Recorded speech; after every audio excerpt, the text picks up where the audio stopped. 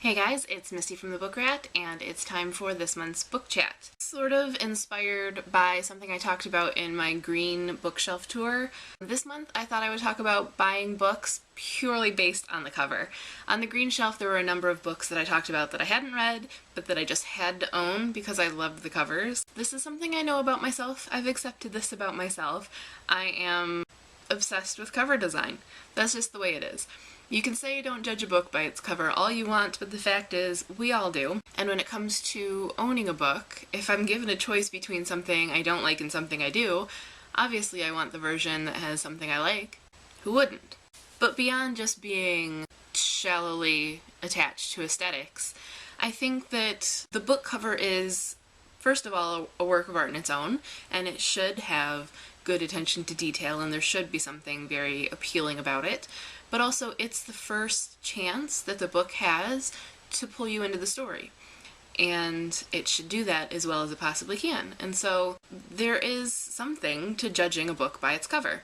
But sometimes there are those covers that we just can't resist, even if we don't think we're gonna like the book or we don't really like the author. So I thought we could talk about the books that we have bought or read, if you don't buy books, purely based on cover appeal. Maybe it's because I organize by color and so I'm very attuned to the way a book looks, but I'd say cover factors into nearly every buying decision. I will hold out getting a book even if I really want it because I want to get a specific cover. There are also those times that I will buy a book even though I'm pretty sure I'm not gonna like it just because I really want that cover. For instance, Die For Me by Amy Plum. The reviews for this were really split, but most of the reviews from people I trust, whose tastes are very similar to mine, were lukewarm at best, and kind of gave me the impression that I probably won't like this, but that did not stop me needing to have it because I really love the cover. It works for me on a number of levels. Number one, I like monochrome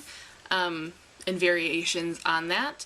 I love scroll work on a cover, which is something you'll see throughout when I'm doing my bookshelf tour. I have a lot of scroll work covers.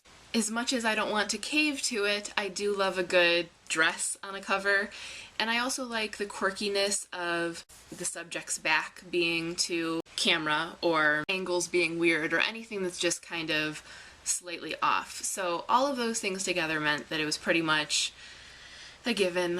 I had to buy it. Similarly, Shattered Souls by Mary Lindsay. I had a lot of people tell me I probably wouldn't like this, and the reviews, again, were really split. But this cover was just, there was no way I wasn't going to buy this, especially because the rose petals wrap all the way around, and just the brokenness of the body, and the fact that it's a sort of buttery feeling cover, that earned it a spot on my shelves.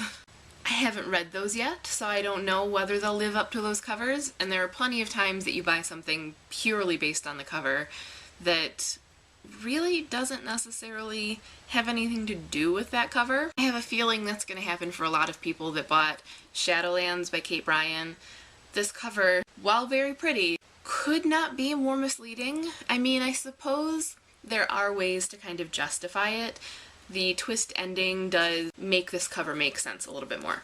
But mostly, the main character is blonde. She doesn't ever dress up. She hates wearing dresses and she generally wears sweats. They are in a beach town, partying on the beach every now and then. Nothing about it really ties into the story all that well, other than like the very barest explanations and excuses.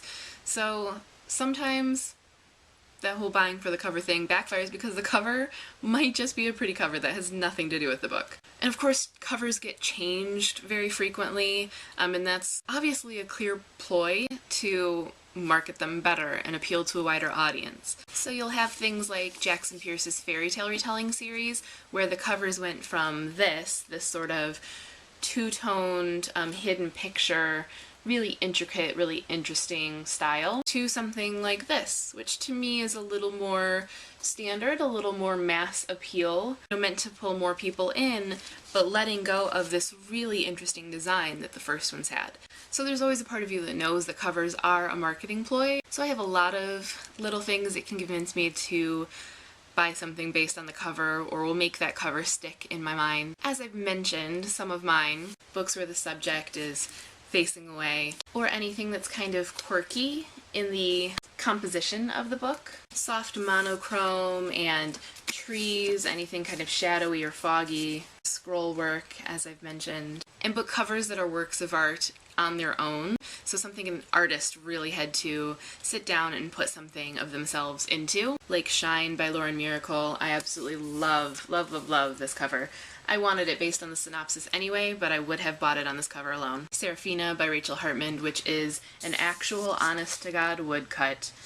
Amazing. Sort of softer, muted pictures appeal to me too. Things like Tender Morsels by Margot Lanigan, which is one that I held out to get this copy. I came across cheap copies of this in other versions many times, and I was tempted to buy it, but I refused. I wanted this one, and I waited. Or Horns and Wrinkles, which, again, is that sort of muted and quirky, and is one of the books that inspired this book chat, because it was on the green bookshelf. And anyone who knows me and my tastes knows any Jason Chan cover is an auto-buy for me. I mean, could there be a more perfect cover artist? Just non-stop gorgeousness. So as I've said, pretty dresses will get me, scroll work will get me, foiling in a cover will get me, and when it combines all three, that's just a given. This is foiling, by the way.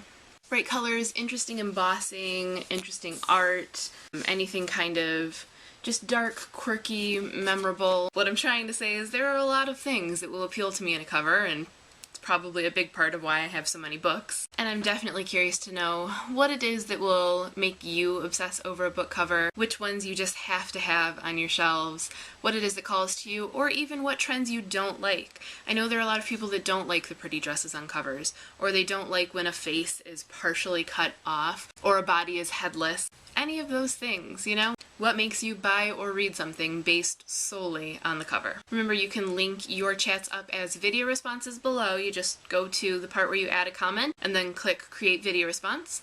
Or you can link your blog or vlog posts up at the linky on thebookrat.com. Until next time, happy reading!